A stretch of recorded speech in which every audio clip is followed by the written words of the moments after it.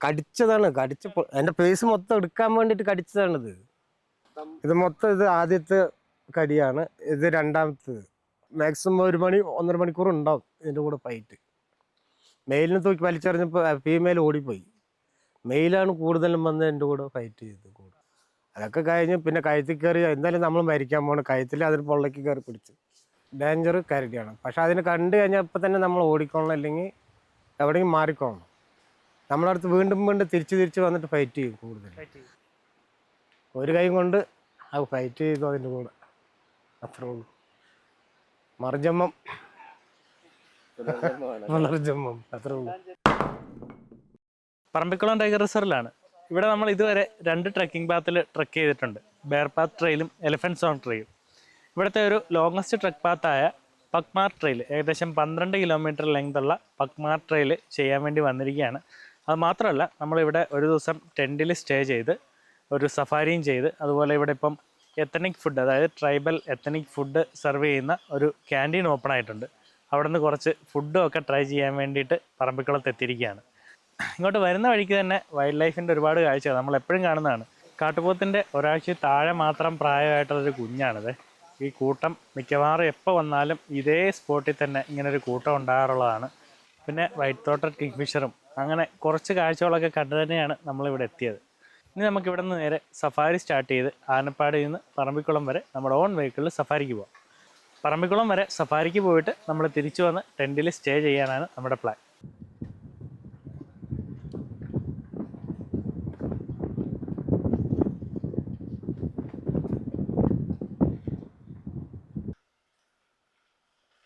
പറമ്പിക്കുളത്തേക്ക് പോകുന്ന വഴി തൂണക്കടവ് ഡാമിൻ്റെ റിസർവോയറിൻ്റെ സൈഡിലാണ്. ചുങ്കം കോളനിയുടെ തൊട്ടടുത്ത് ലിറ്റിൽ കോർമറൻറ്റും ഗ്രേറ്റ് കോർമറൻറ്റും ഓറിയൻ്റൽ ഡാർട്ടർ. നമ്മൾ പറമ്പിക്കുളത്ത് വരുമ്പം ഈ ചുങ്കം കോളനിയുടെ അടുത്ത് തന്നെ ടൈഗർ റിസർവിൻ്റെ തന്നെ ഒരു നഴ്സറി ഉണ്ട് കേട്ടോ. അവിടെ ഒരുപാട് സൈസ് മരങ്ങളുടെയും ചെടികളുടെയൊക്കെ തൈകളൊക്കെ വിൽക്കാനുള്ളതാണ്. ചന്ദനം, തേക്ക്, ഇവിടുത്തെ മെയിനൊരു സാധനമാണ് തേക്ക്. പിന്നെ രക്തചന്ദനം, മുള, കണിക്കൊന്ന, മന്ദാരം, വെള്ളമന്ദാരം, പിന്നെ ബട്ടർഫ്ലൈ പ്ലാന്റ്. ഇതൊക്കെ മുളയുടെ തൈ എല്ലാം ചെറിയ കപ്പ് പാക്കറ്റിനകത്താണ് കേട്ടോ. അത് നേരെ നമുക്ക് കുഴിച്ച് വെച്ചാൽ മതി. അതെല്ലാം കയറിൻ്റെ കപ്പാണ്. ഇതേ കാണുന്നതാണ് ചന്ദനത്തിൻ്റെ തൈകൾ. ഇവിടെ ശരിക്കും പറഞ്ഞാൽ ഈ റോഡിൻ്റെ ഒരു സൈഡ് കംപ്ലീറ്റ് ഇങ്ങനെ ചെടികളും നഴ്സറിയൊക്കെയാണ്. ഇത് ശരിക്കും നേരത്തെ ഇവിടെ വേസ്റ്റ് ഇട്ടുകൊണ്ടിരുന്ന സ്ഥലമായിരുന്നു. ആൾക്കാരുടെ ആ ഒരു പ്രവണതയ്ക്ക് ഒരു മാറ്റം കൊണ്ടുവരാൻ വേണ്ടിയിട്ട് ഇവിടെ ഇങ്ങനെ ഒരു പൂന്തോട്ടമാക്കി. അപ്പോൾ ആ പൂന്തോട്ടമാക്കി കഴിഞ്ഞപ്പോൾ ആൾക്കാരുടെ വേസ്റ്റ് ഇടലൊക്കെ നിന്നു. ഇത് വിത്തിട്ടിട്ട് ഞങ്ങൾ വെള്ളം ഒളിക്കും. വെള്ളം ഒളിച്ച് കഴിഞ്ഞാൽ കിളുത്ത് വരുന്നവരെ ഞങ്ങൾ വെള്ളം ഒളിക്കും. കിളുത്ത് വന്നാലും വെള്ളം ഒളിക്കും. ആന വരും, വന്നിട്ട് ഇങ്ങനെ തന്നെ പോകും, ഒന്നും ചെയ്യില്ല. രക്തചന്ദനമുണ്ട്, മുളയുണ്ട്, പിന്നെ വെള്ളചന്ദനമുണ്ട്. ഇതാണ് ഇവിടെ ചെടികളൊക്കെ കിളിപ്പിക്കാൻ ഉപയോഗിക്കുന്ന റൂട്ട് ട്രെയിനർ. അത് ഫുള്ള് കയറുകൊണ്ട് ഉണ്ടാക്കുന്നതാണ്. ഇത് മണ്ണ് നിറച്ച് വെച്ചിരിക്കുകയാണ്. അടുത്ത വിത്ത് വരുമ്പം ഇത് ചകിരിനാരാണ് ഇത് കംപ്ലീറ്റ്. പറമ്പിക്കുളത്തേക്ക് തമിഴ്നാടിൻ്റെ ബസ്സുണ്ട് കേട്ടോ, പൊള്ളാച്ചിയിൽ നിന്ന്. അതുപോലെ തൃശ്ശൂരിൽ നിന്ന് നമ്മുടെ കേരള KSRTCയുടെ ബസ്സും ഉണ്ട്. ഇത് ഗാർഡൻ സ്ക്വയറിൽ ഓടിപ്പോകുന്നുണ്ടോ. മലയണ്ണൻ മാത്രമല്ല ഇവിടെ ഇപ്പം നമ്മുടെ സാധാരണ അണ്ണന്മാരും ഉണ്ട്. കാട്ടിൽ നിന്ന് വിറക് ശേഖരിച്ചുകൊണ്ട് വരുന്നതാണ് കേട്ടോ ഇവിടെ താമസിക്കുന്നവർ.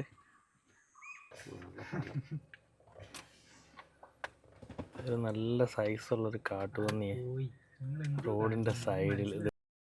ഇതിവിടുത്തെ ഏറ്റവും നല്ലൊരു പ്രീമിയം സ്റ്റേ ആണെന്ന് തന്നെ പറയാം. 2 പേർക്ക് ഏകദേശം 10,000 റുപ്പീസ് അടുത്താണ് റേറ്റ് വരുന്നത്. അത് കറക്റ്റ് റേറ്റും ഡീറ്റെയിൽസും ഒക്കെ പറമ്പിക്കുളം ടൈഗർ റിസർവിൻ്റെ സൈറ്റിൽ കയറി കഴിഞ്ഞാൽ കിട്ടും. ഫുള്ള് വുഡിൽ തീർത്തിരിക്കുന്ന നല്ല അടിപൊളിയൊരു സ്റ്റേ ആണ് കേട്ടോ. ഇവിടെ നിന്നുള്ള വ്യൂ തന്നെ കണ്ടോ. ഇവിടുത്തെ ബാൽക്കണിയിൽ ഇരുന്ന് കഴിഞ്ഞാൽ കംപ്ലീറ്റ്ലി ഈ ലേക്കാണ്, ഒരു 180 ഡിഗ്രി വ്യൂ. ഈ കോട്ടയിൻ്റെ ചുറ്റും ഇങ്ങനൊരു ബാൽക്കണി ഉണ്ട് കേട്ടോ. അപ്പോൾ ഏത് സൈഡിൽ നിന്നാലും, ഈ സൈഡിലാണെങ്കിലും ഫ്രണ്ടിലാണെങ്കിലും അപ്പുറത്തെ സൈഡിലാണെങ്കിലും വ്യൂ ഈ ലേക്കിലേക്കാണ്. ഈ സ്റ്റേക്ക് വേറെ പ്രത്യേകത കൊണ്ടുണ്ട് കേട്ടോ. ഇവിടുത്തെ ഈ ഫുൾ പാക്കേജിൽ 2 പേർക്ക് 3 നേരത്തെ ഫുഡും ഒരു ട്രെക്കിങ്ങും ഒരു സഫാരിയും അതുപോലെ ഒരു ബാംബൂ റാഫ്റ്റിങ്ങും, ഇത്രയും സാധനങ്ങളെല്ലാം ഇൻക്ലൂഡ് ചെയ്തിട്ടുള്ളൊരു സ്റ്റേ ആണിത്. പറമ്പിക്കുളം, തൂണക്കടവ്, പെരുവാരിപ്പള്ളം. ഇതിൽ മൂന്നിലും തമിഴ്നാടിൻ്റെ അണ്ടറിലാണ്. 3 ഡാമാണ് അവരുടെ കസ്റ്റഡിയിൽ. മൊത്തം 8 ഡാമാണുള്ളത് ആ പദ്ധതി തന്നെ. ആ അതിൽ 3 പറമ്പിക്കുളം ആലിയാർ പദ്ധതി പറയും. നല്ല വ്യൂ ആണ് കേട്ടോ. വെയിലില്ലാത്തതുകൊണ്ട് ഇവിടെ വന്ന് കാഴ്ചകളൊക്കെ കാണും. നമുക്ക് ഡാമിൻ്റെ ഉള്ളിലേക്ക് പ്രവേശനമില്ല, ഇവിടെ ഇറങ്ങി ഇങ്ങനെ കാണാൻ മാത്രമേ പറ്റുള്ളൂ. കാറ്റിൻ്റെ സ്പീഡ് ഇത് പഴയ സാധനമാണ് കേട്ടോ, വർക്ക് ചെയ്യുന്നില്ല, കറങ്ങൽ മാത്രമേ ഉള്ളൂ. അവിടെ അതിൻ്റെ കാറ്റിൻ്റെ സ്പീഡൊക്കെ അറിയാനുള്ള മോണിറ്ററാണ്. 2 പേര് ഡാമിൻ്റെ സൈഡിലത്തെ കുറ്റിയിലൊക്കെ ഇരുന്ന് മീൻ പിടിക്കാൻ നോക്കിയിരിക്കുകയാണ്. ഒന്ന് പോൺ ഹെറോനും ഒന്ന് ലിറ്റിൽ ഇഗ്രറ്റും. ഒരു പൊടിക്കുഞ്ഞുമായിട്ട് ഒരു അമ്മക്കുരങ്ങ് ഇരിക്കുന്ന കണ്ട. ഇത് ഡാമിൻ്റെ സൈഡിൽ തന്നെയാണ്.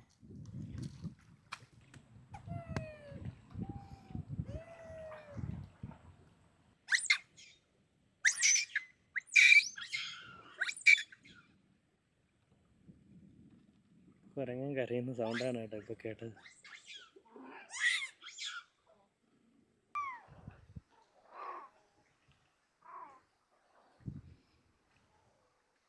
ഇത് മീഡിയ ഗ്രേറ്റ് ആണ് കേട്ടോ. മീഡിയ ഗ്രേറ്റിന് മഞ്ഞ ചുണ്ടാണ്, ലിറ്റിൽ ഗ്രേറ്റിന് കറുപ്പ് ചുണ്ടാണ്. അതാണ് നമുക്ക് എടുത്തറിയാൻ പറ്റുന്നൊരു വ്യത്യാസം.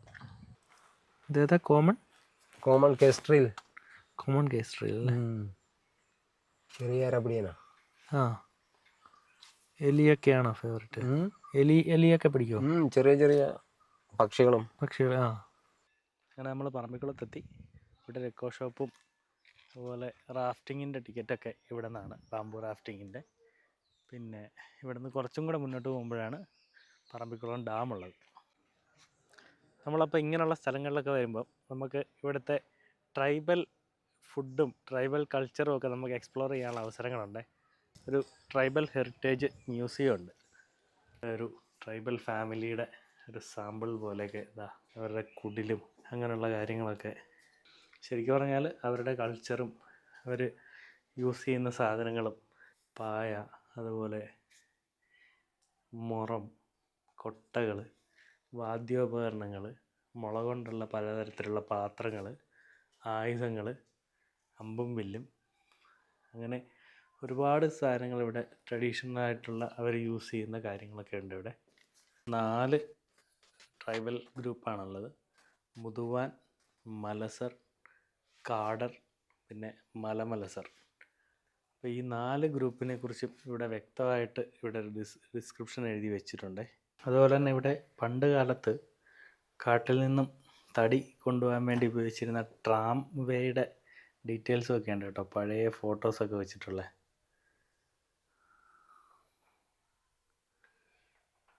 Engineering Marvel is more than A century old. 100 വർഷം, ഏകദേശം 100 വർഷത്തിന് മേളിൽ പഴക്കമുള്ള, അതായത് കറക്റ്റായിട്ട് ഇവിടെ മാപ്പിൽ കൊടുത്തിട്ടുണ്ട്.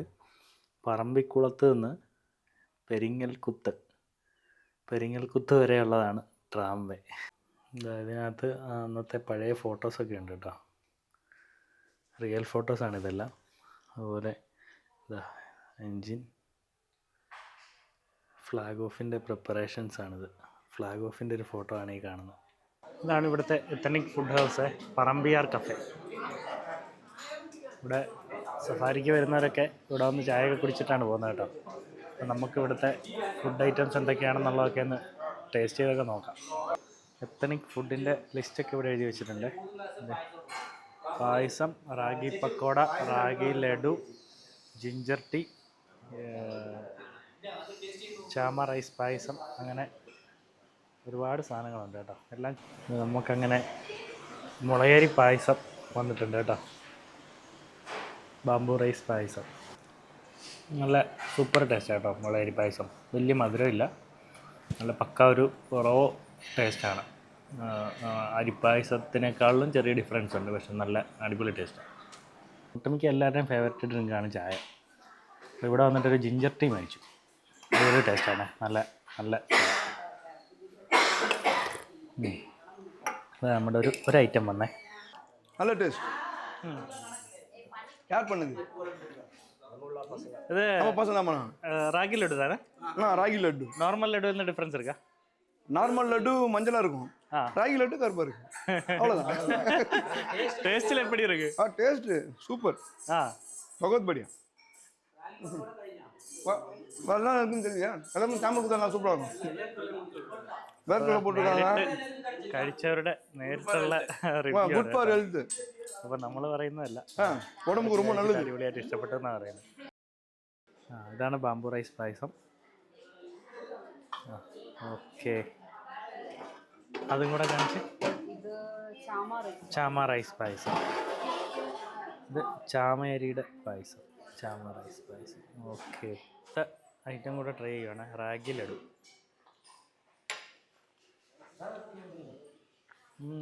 അടിപൊളി ടേസ്റ്റ് കേട്ടോ. ആദ്യമായിട്ടാണ് റാഗി ലഡു അടിക്കുന്നത്. റാഗിയുടെ പുട്ടൊക്കെ കഴിച്ചിട്ടുണ്ട്, റാഗിയുടെ ലഡു ആദ്യമായിട്ട് കഴിക്കുന്നത്. അടിപൊളി സാധനം, നല്ല ടേസ്റ്റ് ഉണ്ട്. നമ്മളപ്പോൾ പറമ്പിക്കുളത്ത് എത്തനിക് കഫേ എന്നൊരു ചായയൊക്കെ കുടിക്കും. ഡാമിൻ്റെ ആ ഭാഗത്തേക്കാണ് പോകുന്നത്. റോഡിൻ്റെ സൈഡിൽ തന്നെ സ്പോട്ടഡ് ഡിയസ് പുള്ളിമാൻ. ഇതാ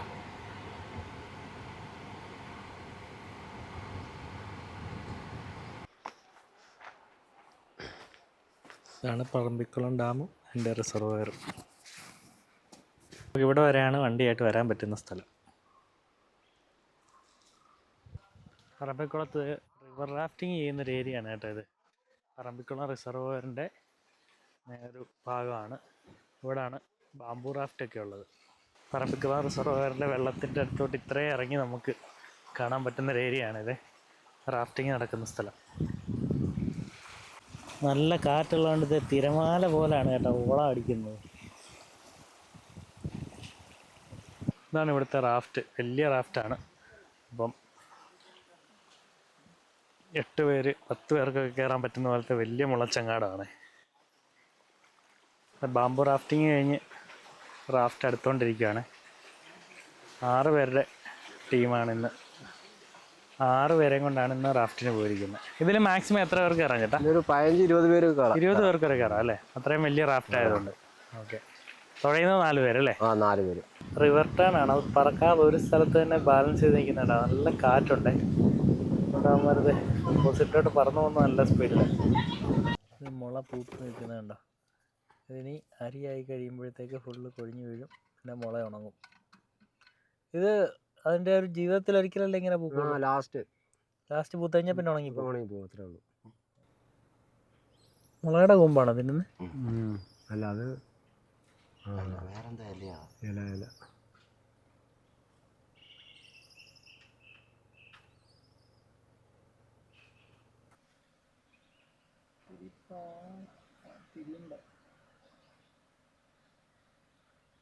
ബ്രൗൺ സ്ട്രൈക്ക് അല്ലേ? ഇത് എവിടെ നിന്ന് മൈഗ്രേറ്റ് ചെയ്ത് വരുന്നല്ലോ ആണല്ലേ? പക്ഷേ ഈ സമയത്തേ ഇങ്ങോട്ട് വരത്തുള്ളൂ. വിന്റർ പറമ്പിക്കുളത്ത് കരടിയുടെ ആക്രമണത്തിൽ നിന്ന് രക്ഷപ്പെട്ട ഒരു ഗൈഡുണ്ട്, മഹാകാളിയണ്ണൻ. നമുക്ക് മഹാകാളിയണ്ണൻ്റെ അനുഭവങ്ങളും കൂടെ കേൾക്കാം. കരടിയാണ് ഏറ്റവും ഇത് പറഞ്ഞു കഴിഞ്ഞാൽ കടുവയാണ് ഏറ്റവും വലുത്. പക്ഷേ കിങ് പറഞ്ഞ ആൾക്കാരിനെ ആക്രമിക്കുന്നത് കരടിയാണ് ഏറ്റവും കൂടുതൽ. ആനയോ കടുവയോ അങ്ങനത്തെ ഒന്നും അല്ല. പക്ഷെ നമ്മൾ ഇത് 24 വർഷമായിട്ട് നമ്മൾ പണി ചെയ്തുകൊണ്ടിരിക്കുകയാണ്. ഗൈഡായിട്ടും വർക്ക് ചെയ്താണ്. ഇപ്പോൾ നമുക്ക് തുടങ്ങിയത് 2013 ആക്രമണം നടന്നത്. അത് ഗസ്റ്റിനെ കൊണ്ടുപോയിട്ടാണ് അവരിനെ ആക്രമിക്കാൻ വന്നപ്പോൾ അവരെ സേവ് ചെയ്തത്. നമ്മുടെ ജീവൻ കൊടുത്ത് നമ്മളെ രക്ഷപ്പെടുത്തി അവരിനെ. അതുകൊണ്ട് അവർ രക്ഷപ്പെട്ടു, നമുക്ക് ആക്രമണം കിട്ടി. ഞാൻ 15 ദിവസം ഹോസ്പിറ്റലായിരുന്നു, 15 ദിവസം വീട്ടിലായിരുന്നു. പിറ്റേ മാസം തന്നെ ജോയിൻ ചെയ്തു. കൂടുതലും ഡേഞ്ചർ കരടിയാണ്. പക്ഷെ അതിനെ കണ്ടു കഴിഞ്ഞാൽ ഇപ്പം തന്നെ നമ്മൾ ഓടിക്കോളണം, അല്ലെങ്കിൽ എവിടെയെങ്കിലും മാറിക്കോളണം. നമ്മളടുത്ത് വീണ്ടും വീണ്ടും തിരിച്ച് വന്നിട്ട് ഫൈറ്റ് ചെയ്യും. കൂടുതൽ നമ്മളെങ്ങനെ ഫൈറ്റ് ചെയ്യുന്നുണ്ടോ അതുപോലെ തന്നെ അവരും ഫൈറ്റ് ചെയ്യും. അപ്പം അങ്ങനത്തെ ഒരു ജീവിയാണ്. കടുവയും കൂടി നമുക്ക് അടുത്ത് നിന്ന് കാണാം, പെട്ടെന്ന് ആക്രമിക്കില്ല. അതിന് വിശന്തം മാത്രമേ ആക്രമിക്കുള്ളൂ. നമ്മൾ സംഭവിച്ചു പറഞ്ഞു കഴിഞ്ഞാൽ അന്ന് ഞങ്ങൾ താമസമായിരുന്നു, ഗസ്റ്റുമായിട്ട് നമ്മൾ താമസമായിരുന്നു. 5 പേരായിരുന്നു. തിരിച്ചൊരു കുട്ടികളായിരുന്നു, ചെറുപ്പക്കാർ പിള്ളേർ. പിറ്റേ ദിവസം വെള്ളത്തും വിറകും ശേഖരിക്കണ്ടേ. അപ്പം നമ്മളും വരാം. അവരൊരു ജോലിക്ക് ഞങ്ങളുടെ കൂടെ പോന്നു. പോരുമ്പോൾ നമ്മൾ പറയുന്നുണ്ട്, ഇത് വരുന്നെന്ന് നമുക്കറിയുന്നുണ്ട്. ഇത് സാറവർക്ക് പറയുമ്പോൾ നമുക്ക് കേൾക്കുന്നില്ല. അപ്പം നിങ്ങൾ ഫ്രണ്ടിൽ പോയിക്കൊണ്ടിരിക്കില്ലേ 2 പേര്. അപ്പോൾ പെട്ടെന്ന് ചാടിയപ്പോൾ പൊന്തയാണേ. അപ്പോൾ പെട്ടെന്ന് ചാടിയപ്പോൾ നമ്മൾ താഴേക്ക് വീഴ്ത്തി. അത് 2 ആണും പെണ്ണുമായിരുന്നു. അന്ന് മാറ്റിങ് സീസണായിരുന്നു. ആണിന് ഭയങ്കര ദേഷ്യം ഉണ്ടാവും കൂടുതലും. അപ്പം അങ്ങനെയാണ് ഇത് നമുക്ക് പരിക്ക് കിട്ടിയത്. പക്ഷെ അവർ രക്ഷപ്പെടുത്തി, നമുക്ക് പരിക്കൊക്കെ കിട്ടി നല്ലോണം. ആ ഫ്രണ്ടിൽ അവരുണ്ടായിരുന്നു, നമ്മൾ ബാക്കിലും ഉണ്ടായിരുന്നു. നമുക്ക് അറിഞ്ഞതുകൊണ്ട് അവരിന് വീഴ്ത്തിയപ്പോൾ നമ്മളല്ല നിൽക്കുന്നത്.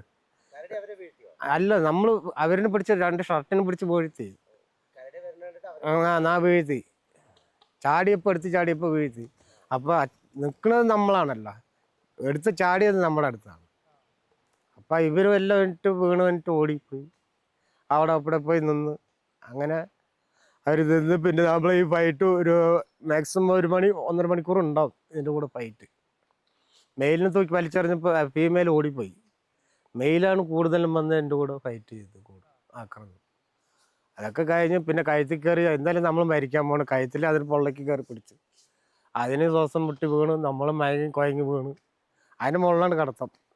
അതിന് ശേഷമാണ് നമുക്കൊരു ബോധം തെളിഞ്ഞപ്പോഴാണ് ഇതിന് മുകളിൽ കിടക്കണമെന്ന് പറഞ്ഞു. പിന്നെ എന്നിട്ട് എനിക്ക് പോയി വെള്ളം എടുത്ത് വെള്ളം കുടിച്ച് ചുണ്ട് തോർത്തൊക്കെ ഉണ്ടായിരുന്നു.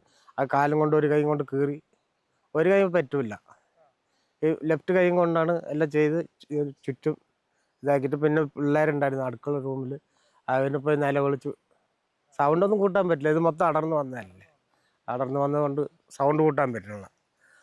പപ്പ എന്ന് പറയുന്ന ഒരു സൗണ്ട് അവർക്ക് കേട്ട് കാരണം പുറത്തേക്ക് വന്ന്. പിന്നെ കുറച്ച് ദൂരം ഇവിടുന്ന് നമ്മുടെ എക്കോ ഷോപ്പ് വരെ പോകണം ടവർ കിട്ടുകയാണെങ്കിൽ.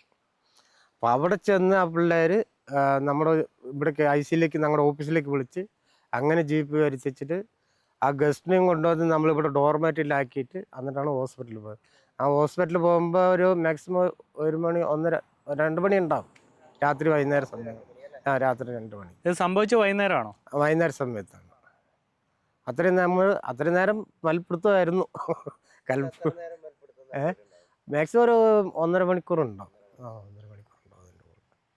ഒന്ന് ഇവിടെ കയ്യിൽ അതിൻ്റെ പല്ലുകളാണ് ചെറുതായിട്ട്. പിന്നെ ഇവിടെ ഷോൾഡറിലുണ്ട്. പിന്നെ മൊത്തം ഇതൊന്ന് ഈ പേസ്, ഇത് ലാസ്റ്റ് ഫസ്റ്റ് രണ്ടാമത്തെ. ഇവിടെ ഫീമെയിലും ഇത് മെയിലും. ഇത് പിടിച്ചിങ്ങനെ പൊക്കി വലിച്ചെറിയുമ്പോഴേക്കും ഇത് മെയിൽ പിടിച്ചതാണ്. അപ്പോൾ അതൊരു പല്ല് മാത്രം ഇങ്ങനെ ടീഷർട്ട് ആയതുകൊണ്ട് കൊളുത്തിയതാണ്. അത് പുറത്തെല്ലാം ഇങ്ങനെ കയറിയിട്ടുണ്ട്. പിന്നെ ബാക്കി ഫുള്ള് ഇത് 2 പേസ്, അത് മാത്രമേ ഉള്ളൂ, വേറെ ഒന്നുമില്ല. അതിലൊന്നുമില്ല, അതിൽ വേറെ വഴിയില്ല, ചെയ്യാനുള്ള മാർഗമില്ല. അത് എനിക്ക് നിൽക്കുകയല്ല നമ്മുടെ പേസ് ഒപ്പം. അതുകൊണ്ട് നമുക്ക് കൈയും പേസ് മാത്രമേ ഉള്ളൂ കൂടുതൽ, ഷോൾഡറുണ്ട്. പക്ഷേ ഈ ഷോൾഡറും കൂടി പോയതാണെങ്കിൽ ഒന്നും പറയണ്ട, നമുക്ക് അത്ര അത് സംഗതി കഴിഞ്ഞിട്ടുണ്ടാവും. ഒരു കൈ കൊണ്ട് അത് ഫൈറ്റ് ചെയ്തു അതിൻ്റെ കൂടെ, അത്രേ ഉള്ളൂ. മറുജന്മം, പുനർജന്മം, അത്രേ ഉള്ളൂ. 2ാം ജന്മമില്ല. അങ്ങനെ ഒരു ഇതിൽ അങ്ങനെ പോവാണ്.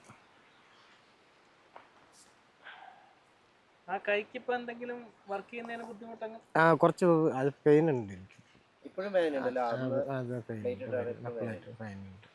എന്താണ് നമ്മുടെ ജീവിതമല്ലേ, എന്തെങ്കിലും പണി ചെയ്ത് പോകണ്ടേ, പിള്ളേരിനൊക്കെ രക്ഷപ്പെടുത്തണമല്ലോ. ഇത് ഫിഷല്ല, ഇത് മാത്രമേ ഉള്ളൂ. കൈയുടെയും പിന്നെ ഇപ്പോൾ ഒരു ഇതാകുന്നുണ്ട് എനിക്ക്, അതിൻ്റെ ഒരു ഇത് ഫംഗ്ഷൻ്റെ അതിൻ്റെ ഒരു വിഷത്തിൻ്റെ ഒരു ഇതുണ്ട്. പക്ഷെ ഇത് പെട്ടെന്ന് വീർത്ത് വരും എനിക്ക് സാധനം. ഇത് ചൊറിച്ചൽ പിടിച്ചു കഴിഞ്ഞാൽ ജലദോഷം പിടിക്കില്ലേ, ആ സമയത്ത് ചൊറിച്ചൽ പിടിക്കും. ചെറുതായിട്ട് ഇങ്ങനെ മാന്തി കഴിഞ്ഞാൽ ഇവിടെ മൊത്തം വീർക്കും, ഫേസ് മൊത്തം വീർക്കുന്നുണ്ട്. അതിൻ്റെ ഇപ്പോൾ ഒരു സിറ്റുവേഷൻ നമുക്ക് ഉണ്ടാകാറുണ്ട്. ഇത് മൊത്തം ഇത് ആദ്യത്തെ കടിയാണ്, ഇത് 2ാമത്തേത്. അത് ഈ കൈ കൊണ്ട് ഇതൊന്നും ചെയ്യാൻ പറ്റില്ല എനിക്ക്. ഇത് ഈ കൈ കൊണ്ടാണ് ഇങ്ങനെ കുത്തിയിട്ട് ചവിട്ടി നിന്നിട്ട് ചവിട്ടി തള്ളുകയാണ്. ചവിട്ടി തള്ളും തോറും എൻ്റെ പേസ് പിടിച്ച് തിരിച്ചിട്ടാണ് ഇങ്ങനെ മൊത്തം പിടിച്ചാണ്. പിടിക്കുമ്പോൾ നമ്മളിങ്ങനെ കുത്തുമല്ലോ, കുത്തുമ്പോൾ ഈ പൊള്ളയ്ക്ക് കുത്തുമ്പോൾ വിട്ടേച്ച് ഓടും. ഓരോ പല്ലുകളാണ് കീറിച്ചത്. ഇങ്ങനെ പിടിക്കുമ്പോൾ നമ്മൾ ചരിച്ച് ഇങ്ങനെ പിടിക്കുമ്പോൾ ഇങ്ങനെയല്ലേ അടിക്കുക. അപ്പം ഇങ്ങനെ താഴ്ക്കാണ് നമ്മൾ താഴ്ക്കണേ. കടിച്ചതാണ്, എൻ്റെ പേസ് മൊത്തം എടുക്കാൻ വേണ്ടിയിട്ട് കടിച്ചതാണിത്. അങ്ങനെയാണ് ഇത് 2ാമത്തെ കയറുമ്പോൾ ഇതിന്റെ നഖം നല്ല നീളമല്ലേ? നഖം ഒന്നും വരില്ല, അതങ്ങനെ അത് വരില്ല. അത് ഇങ്ങനെ തിങ്ങി പിടിച്ചാലേ നമുക്ക് ശരീരത്തെ കിട്ടുള്ളൂ. അതിൻ്റെ കുമിളുണ്ട്, ഇങ്ങനെ അതിങ്ങനെ നിൽക്കൊള്ളുന്നത്, ഇങ്ങനെ മടങ്ങുമല്ലോ. പൊങ്ങിയേ നിൽക്കുകയുള്ളൂ. ഇങ്ങനെ നേരിട്ട് കുത്തിയാലേ നമുക്ക് കയറുള്ളൂ. മാന്തോ അങ്ങനെ അങ്ങനെ മാന്താനുള്ള സാധ്യത ഇല്ല. അതിലും ഈ അറച്ചുണ്ട്, അതിലും ഉള്ളിൽ ഒരു ഇത് ഈ പാദം ദശ നല്ല കട്ടയുള്ള കാരണം അത് നമുക്ക് പെടില്ല. ഇങ്ങനെ പിടിക്കും, മറിക്കൊക്കെ ചെയ്യും, കഴുത്തൊക്കെ പിടിച്ച് തിരിക്കൊക്കെ ചെയ്യും. അങ്ങനെ തിരിച്ചിട്ട് തന്നെ അണ്ണൻ ഈ അപകടം പരിക്ക് കിട്ടിയ മുഴുവൻ കടിയിലൂടെയാ? എല്ലാം കടി തന്നെ, എല്ലാം കടി തന്നെ. ഞങ്ങൾ കൂടെ വരുന്നവർ നമ്മുടെ ജീവിതം പണയം വെച്ചിട്ടാണ് അവർ കൊണ്ടുപോയി വരുന്നത്. അപ്പോൾ അവർക്ക് കാടെന്താണ് നാടെന്താണെന്ന് അറിയില്ല. നമ്മൾ ഓരോ കാര്യങ്ങളും ഓരോ ഗസ്റ്റിനോടും നമ്മൾ പറഞ്ഞിട്ടാണ് കാര്യങ്ങൾ കൊണ്ടുപോകാറ്. നമ്മൾ ഇന്ന ദശയിൽ പോവുകയാണെങ്കിൽ നമ്മുടെ ശരീരത്തിൽ തന്നെ കോമ്പസ് ഉണ്ട്. നമ്മൾ പറഞ്ഞ ഇപ്പോൾ സാറിൻ്റെ ഫ്രണ്ടിലേക്ക് പറഞ്ഞാൽ നമ്മളിത് സ്റ്റാർട്ടിങ് തുടങ്ങുന്ന ഒരു പോയിൻ്റാണ്. ഇതാണ് പേസ്. ഇത് നമുക്ക് 4 ഭാഗങ്ങൾ പുറകും കൈ 2 ലെഫ്റ്റ് ആൻഡ് റൈറ്റ് ആകുമ്പോൾ നമ്മൾ അഥവാ എന്തെങ്കിലും ഓടി ആന ഓടിച്ച് നമ്മൾ രക്ഷപ്പെടുകയാണെങ്കിൽ അവിടെ ഓടി നിന്ന് ചെന്നതിൻ്റെ ശേഷം ആ പൊസിഷനിൽ തന്നെ നിന്ന് നമ്മൾ തിരിച്ച് അതേ വഴിക്ക് തിരിച്ചു വരാനുള്ള കഴിവ് നമ്മുടെ ശരീരത്തിൽ തന്നെ ഉണ്ട്. ഇതെല്ലാം പറഞ്ഞു കൊടുത്തിട്ടാണ് നമ്മൾ മാക്സിമം കാട്ടിലേക്ക് നമ്മൾ ട്രക്കിങ്ങൊക്കെ ആയിട്ട് കൊണ്ടുപോകുന്നത്. അല്ലാതെ നമ്മൾ കൊണ്ടുപോകില്ല. അല്ലെങ്കിൽ വഴി അറിയില്ലല്ലോ. പൊതുവെ ഒരു ആൾക്കാർക്ക് ഈ കാട് എന്താണെന്ന് കുറിച്ച് അറിയില്ല. ജീവികൾ എവിടെ ഉണ്ടാകും, പാമ്പ് എവിടെ ഉണ്ടാകും, ആന എവിടെ ഉണ്ടാകും, പുലി എവിടെ ഉണ്ടാകുമെന്ന് അറിയില്ല.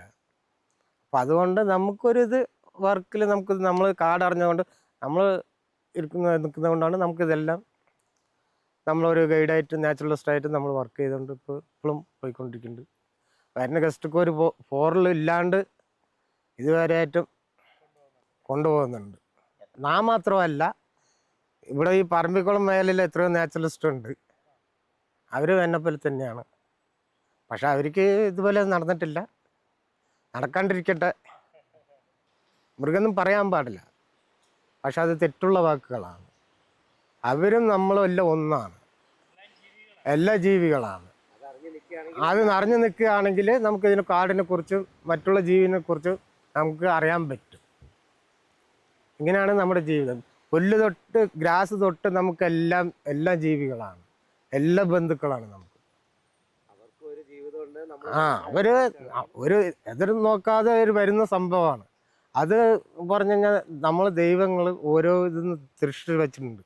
അതത് ചെയ്തു പോകാനാണ്. അതിൻ്റെ ഹാബിറ്ററ്റ് നിർത്താൻ വേണ്ടിയിട്ടാണ്, നിലനിർത്താൻ. അല്ലാതെ നമുക്ക് വേറെ ഒന്നുമല്ല. അവരും ഒന്ന് തന്നെയാണ്, നമ്മളും ഒന്ന് തന്നെയാണ്. ഞങ്ങളുടെ സൈഡിൽ പറയാനുള്ളത് പറഞ്ഞു കഴിഞ്ഞാൽ, ഞങ്ങൾ പറയുന്നത് വനത്തിൻ്റെ അകത്ത് വന്നു കഴിഞ്ഞാൽ മൃഗം എന്ന് പറയുന്ന വാക്കുകൾ പാടില്ല. അവരും നമ്മളൊന്നാണ്. അപ്പോൾ അവരുടെ വീട്ടിലേക്കാണ് നമ്മൾ കയറി വരുന്നത്. ആദ്യം നമ്മൾ ചിന്തിക്കണം.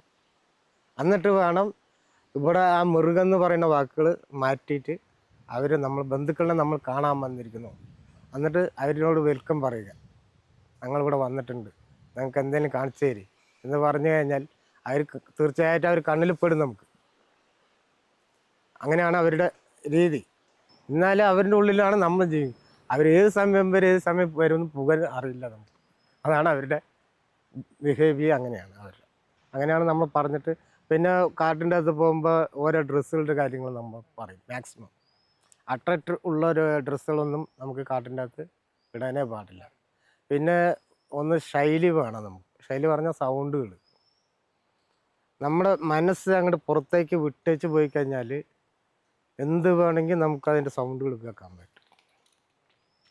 വർത്തമാനം പറഞ്ഞു പോയിക്കൊണ്ടിരുന്ന ഒന്ന് കേൾക്കാനും പറ്റില്ല, ഒന്ന് കാണാനും പറ്റില്ല, ഒന്ന് ചെയ്യാനും പറ്റില്ല. അങ്ങനത്തെ രീതികളൊക്കെയാണ് മാറിപ്പോകുന്നത്.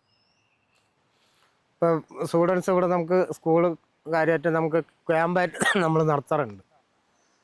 പെയ്ഡ് ക്യാമ്പും നാച്ചുറൽ ക്യാമ്പായിട്ട് നമ്മൾ നടത്തുന്നത്. സ്റ്റുഡൻസ് കോളേജ് തൊട്ട് നമുക്കിവിടെ നമ്മൾ ഫോറസ്റ്റ് ഡിപ്പാർട്ട്മെൻറ്റിലെ സ്റ്റാഫുകളടക്കം നമുക്കിവിടെ വരാറുണ്ട്. ഞങ്ങൾക്കറിയുന്ന കാര്യങ്ങൾ എല്ലാവർക്കും നമ്മൾ ചോർത്തി കൊടുക്കാറുണ്ട്. അറിയുന്നൊരു മരങ്ങൾ, അറിയുന്നൊരു ചെടി, അറിയുന്നൊരു പ്ലാന്റ്, അറിയുന്നൊരു ബേഡ്സിൻ്റെ പേര്, ഇല്ലെങ്കിൽ പുല്ലിൻ്റെ പേര്, ഒരു ബട്ടർഫ്ലൈയോ ഇൻസെക്റ്റിൻ്റെയോ ഏതെങ്കിലും ഒരു പേര്, അറിയുന്ന പേര് നമുക്ക് കുറച്ച് ഉള്ളത് അറിയുന്നത് നമ്മൾ അവരോട് നമ്മൾ മനസ്സാരത്തിൽ നമ്മൾ തുറന്നു പറയുകയാണ്. അപ്പോൾ അതേപോലെ നമുക്ക് അറിയുന്നതിനെ പറ്റി നമ്മൾ കാട്ടിൽ നിന്ന് നിർത്തിയിട്ട് മഡ് തൊട്ട് പുല്ലിൻ്റെ എല്ലാ ടോപ്പ് കാര്യം നമ്മൾ ക്ലാസ് കുട്ടികൾക്ക് നമ്മൾ പറഞ്ഞു കൊടുക്കാറുണ്ട്. നമുക്കറിയുന്ന ഒരു ഭാഷയിൽ. അപ്പോൾ അവർ പോകുമ്പോൾ തിരിച്ചു പോകുമ്പോൾ ഭയങ്കര ഹാപ്പിയാണ് ഇവിടെ നിന്ന്. അങ്ങനെയൊക്കെ നമ്മൾ കുറച്ച് കൊച്ചായിട്ട് നമ്മൾ കാര്യങ്ങൾ പറഞ്ഞു കൊടുക്കാറുണ്ട്. ഇതുപോലുള്ള അനുഭവങ്ങളൊക്കെ നമ്മളിതുവരെ പരിചയപ്പെട്ട പല ഫോറസ്റ്റ് ജീവനക്കാർക്കും ഉണ്ടായിട്ടുള്ളതാണ്. എങ്കിലും അവർ കാടിനെ സ്നേഹിക്കുന്നു. കാടിനെയും കാട്ടിലെ മൃഗങ്ങളെയും ഒക്കെ സംരക്ഷിക്കുക എന്നുള്ള ജോലി തന്നെയാണ് പിന്നീട് അവർ തുടർന്ന് ചെയ്യുന്നത്. കഴിഞ്ഞാണ് നമ്മൾ പറമ്പിക്കുളം വന്നപ്പം സ്റ്റേ ചെയ്ത് ടെൻറ്റഡ് റൂസ്റ്റിൽ തന്നെയാണ് കേട്ടോ ഇത്തവണ സ്റ്റേ ചെയ്ത്. എന്നിട്ട് ഇവിടുന്ന് രാവിലെ ഇതുവരെ പോകാത്ത ഒരു ട്രെക്കിംഗ് റൂട്ടിലാണ് പോകുന്നത്. പക്മാർ ട്രെയിൽ. 3 ട്രെക്കിംഗ് പാത്താണ് ഇവിടെ ഉള്ളത്. പക്മാർ ട്രെയിലും ബെയർ പാത്ത് ട്രെക്കിങ്ങും എലിഫൻറ്റ് സോങ് ട്രെയിലും. നമ്മുടെ ഈ പക്മാർ ട്രെയിൽ ട്രെക്കിങ് കുറച്ച് ദൂരം വണ്ടിയിൽ പോയിട്ട് അവിടെ നിന്നാണ് നമ്മൾ ട്രെക്കിങ് സ്റ്റാർട്ട് ചെയ്യുന്നത്. ഇതാണ് പെരുവാരിപ്പള്ളം ഡാമേ. നമ്മളിവിടെ വണ്ടി ഇവിടെ പാർക്ക് ചെയ്തിട്ട് ഇവിടെ നിന്നാണ് നടന്നു തുടങ്ങുന്നത്. നമ്മുടെ കൂട്ടത്തിൽ ഇന്നുള്ളത് ട്രിപ്പിംഗ് വൈബ്സ് അരുണും പിന്നെ നമ്മുടെ കൂടെ ഗൈഡായിട്ട് വരുന്നത് പരിചയമുള്ള ആൾ തന്നെയാണ് ശെൽവൻ ചേട്ടൻ. നമ്മളപ്പോൾ ഇവിടുന്ന് കാട്ടിലേക്ക് കയറി തുടങ്ങി. കാട്ടിൽ കയറി കഴിഞ്ഞാൽ പിന്നെ അധികം സംസാരമൊന്നും ഉണ്ടാവില്ല, കാഴ്ചകൾ മാത്രമേ ഉണ്ടാവുള്ളൂ. വഴിയിൽ തന്നെ മയിൽ നിൽപ്പുണ്ട്. ഇത് Malabar parakeet, plum headed parakeet, നെല്ലിൻ്റെ വിത്ത് തിന്നുന്നുണ്ടോ? ഇത് പ്ലം ഹെഡഡ് പാരക്കീറ്റ്.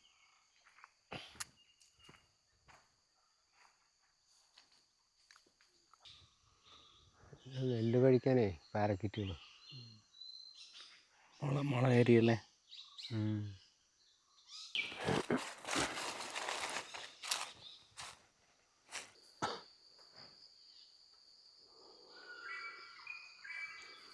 നടന്നപ്പോൾ ഒരു കാട്ടിയെ കണ്ടതേ പോകുന്നു. Indian wild God.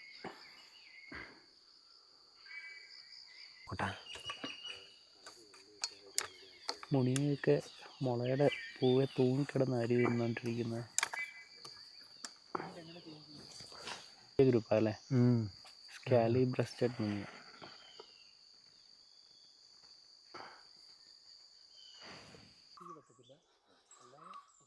White belly treepie, കാട്ടുഞാലി. പണ്ട് ബ്രിട്ടീഷുകാരുടെ കാലത്ത് പറമ്പിക്കുളത്തുനിന്ന് പെരിങ്ങൽകുത്ത് വരെ അല്ലായിരുന്നു അത്, ചാലക്കുടി വരെ ഉണ്ടായിരുന്ന ട്രാംവേയുടെ പാലമാണ് കേട്ടോ ഇത്. അന്നത്തെ കാലത്തെ ബാക്കി അവശേഷിക്കുന്ന ഭാഗങ്ങളാണിത്. പക്ഷെ ഇതിൽ കൂടെ പാളം നമ്മൾ കണ്ടിട്ടുണ്ട് വർക്ക് ചെയ്യുന്ന സമയത്തൊക്കെ. പണ്ട് പാളം ഉണ്ടായിരുന്നു അല്ലേ? പാളം ഉണ്ടായിരുന്നു. ട്രാംവേയുടെ പിന്നെ നമുക്ക് നോർമലി തുടങ്ങുന്ന പറമ്പിക്കുളം ഡാമിൻ്റെ താഴെ നിന്നാണ്, ആ സ്ട്രീമിൻ്റെ സൈഡിൽ കൂടെയാണ്. പക്ഷെ ഇത് അങ്ങോട്ട് ലിങ്ക് ആകുന്നുണ്ട്, കുരിയാറുകുറ്റി. ഇപ്പോൾ പോകുന്നിടത്തൊരു വയലുണ്ട്. അപ്പോൾ ആ ഭാഗത്ത് എന്തെങ്കിലും ആനിമൽസ് ഉണ്ടോയെന്ന് നോക്കാൻ വേണ്ടി ഇപ്പോൾ ആ റൂട്ടിൽ പോവുകയാണ്.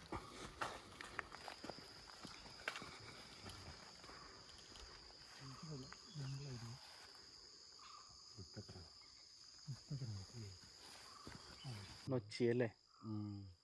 പക്ഷെ ഇപ്പോൾ പക്ഷേ ഈ മരം കുറച്ചേ ഉള്ളൂ നമുക്ക്. അവിടെ ഒന്ന് രണ്ട് മരങ്ങളുള്ളൂ. അതും ഒരു കുറച്ച് ചതുപ്പ് പോലത്തെ വെള്ളക്കെട്ടുള്ള ഏരിയയിൽ ഉണ്ടാവുള്ളൂ. നൊച്ചി ഈ പൂത്ത് നിൽക്കുന്ന അതിൻ്റെ മേളിലുള്ള ഓർക്കിഡാ അല്ലേ? അതൊരു ഓർക്കിഡാണ്. പക്ഷേ സാധാരണ ഓർക്കിഡുകൾ ജൂൺ ജൂലൈ ആ കാലങ്ങളിലാണ് മുക്കാൽ ഭാഗം ഓർക്കിഡ് ഫ്ലവർ ആകുക. ഒന്ന് രണ്ടെണ്ണം ഇതുപോലത്തെ ഈ സമ്മറിൽ പൂക്കുന്ന ഒരു ജമ്പിങ് സ്പൈഡറാണ്. ജമ്പിങ് സ്പൈഡർ പൊതുവെ ഈ വലയൊന്നും കെട്ടാറില്ല.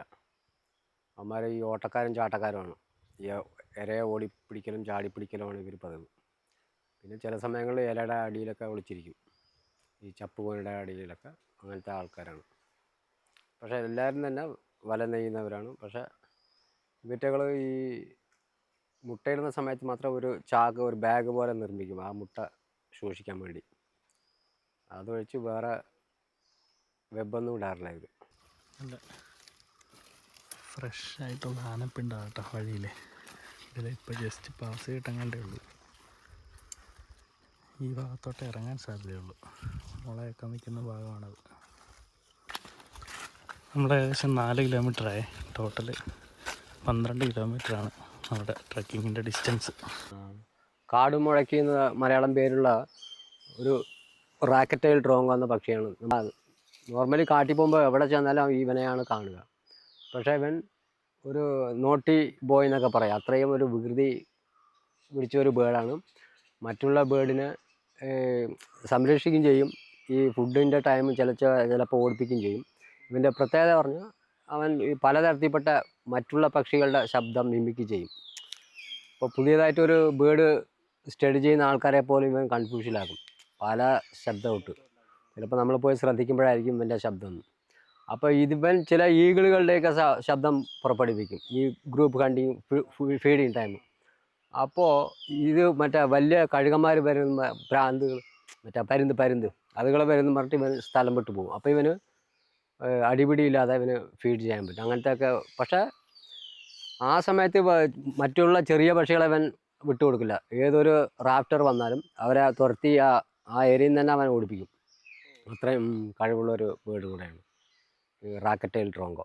പോലീസ് എന്നൊക്കെ പറയാറുണ്ട് നമ്മുടെ പക്ഷികളുടെ ഇടയിൽ. പോലീസ് എന്നൊക്കെ പറയും. അങ്ങനത്തെ ഒരു പരിപാടി ഉണ്ട് അവൻ. അവർക്ക് ഞങ്ങളുടെ ആൾക്കാരനെ തേനെടുക്കാൻ പോയിട്ടേ ഈ ട്രീപ്പേ ഒരെണ്ണം ഇട്ട് കിടക്കുന്നുണ്ടായിരുന്നു. അപ്പോൾ ഇവർക്ക് ഇത് കണ്ടപ്പോൾ തന്നെ ഭയങ്കര അവൻ്റെ ബ്യൂട്ടിയൊക്കെ കണ്ടിട്ടേ. പക്ഷേ ഇതിനെന്തെങ്കിലും രക്ഷപ്പെടുത്തണമെന്നു. പക്ഷേ ഈ പയ്യന്മാർക്ക് അത് പോയി എടുക്കാൻ വിട്ടില്ല. ഈ ഡ്രോങ്ക വന്ന് ഇവന്മാരെ റാഞ്ചി കാണും. അതിനെ തൊടണ്ടെന്ന് പറഞ്ഞിട്ടേ. ഇതിൻ്റെ മലയാളം പേര് പാണൽ എന്നാണ്. ഈ നാട്ടുമ്പുറങ്ങളിലും സാധാരണ ഉണ്ട്. പക്ഷേ നമുക്ക് കാട്ടിൽ ആകുമ്പോൾ കുറച്ചുകൂടെ ഈ ഒരു സ്റ്റബ് ടൈപ്പ് പ്ലാന്റാണ് ഈ സാധനം. കുറച്ചുകൂടെ ഒരു ചെസ്റ്റ് ഹൈറ്റൊക്കെ വളരുന്നുണ്ട് ഇവിടെ. പിന്നെ ഇതിൻ്റെ പ്രത്യേകം പറഞ്ഞാൽ ഇപ്പോൾ ഫ്ലവറിങ് ടൈമാണ്. ഒരു അടുത്ത മാസത്തിനുള്ളിൽ ഫ്രൂട്ടിങ് ആകും. ആ സമയത്ത് മാക്സിമം കരടിയെ കാണാൻ പറ്റും. എന്നാൽ ഇതിൻ്റെ പഴം അത്രയും അതിന് ഇഷ്ടപ്പെട്ട ഒരു പഴം കൂടെയാണ്. നമുക്കും കഴിക്കാം അതിൻ്റെ പഴം. മരുന്നായിട്ടും ചിലരൊക്കെ ഈ 5-ാം പനിക്കൊക്കെ ഇത് ഉപയോഗിക്കുന്നുണ്ട്. 5-ാം പനി, ചിക്കൻ പോക്സ് ഒക്കെ വന്നു കഴിഞ്ഞാൽ ഇതിൻ്റെ ഇല ഉപയോഗിക്കുന്നുണ്ട്. ഏപ്രിൽ ഫ്രൂട്ട് ഉണ്ടാകും. ആ സമയത്ത് നമ്മൾ ഇതിൻ്റെ ഫുള്ളും ഈ പാണലിൻ്റെ കാട്ടിനകത്ത് പോകുമ്പോൾ നമ്മൾ ശ്രദ്ധിച്ച് പോയില്ലെങ്കിൽ കരടിക്ക് ചെന്ന് പെടും നമ്മൾ. അങ്ങനത്തെ ഒരു നല്ലൊരു മെഡിസിൻ പ്ലാന്റാണ് ഈ റൂട്ടേസിയ ഫാമിലി പറയും. പിന്നെ ഇത് ഇല പൊഴിക്കാത്ത ഒരു ചെടി കൂടെയാണ്, എവർ ഗ്രീൻ സ്പീസസ് എന്ന് പറയാം. നമുക്ക് ഓരോ ചെടികളെ കണ്ടാൽ തന്നെ അറിയും. മറ്റുള്ളതെല്ലാം ഈ വേനലാകുമ്പോൾ ഇല പൊഴിച്ചിങ്ങനെ വരണ്ട പോലെ ഇരിക്കും. ഇതെപ്പോഴും ഇല ഉണ്ടാകും വേനലിലും. ഫീമെയിൽ വന്നേ, ഫീമെയിൽ ആ കമ്പിൻ്റെ അറ്റത്ത്.